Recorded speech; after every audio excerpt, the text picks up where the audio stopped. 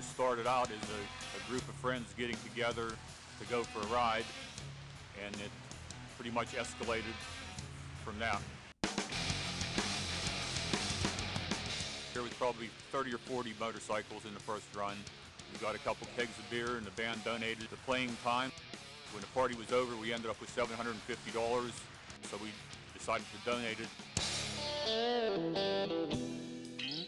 The first year, nobody wanted to take the money off of us because we were a bunch of motorcyclists.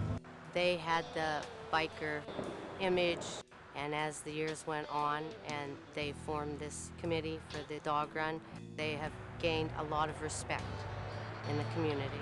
Now we got all kind of people coming to us and wanting money off of us, and if we can help them, we'll help them any way we can.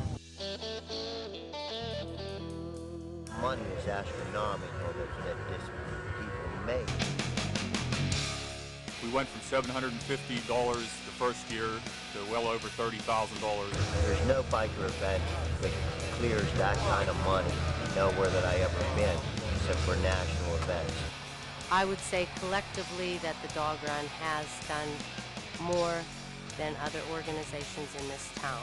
This is a little poor community, that struggles every day to try to make it, and these guys throw this together and boost this community tremendously.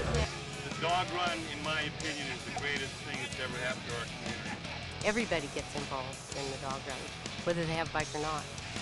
People buy motorcycles just to go on the dog run.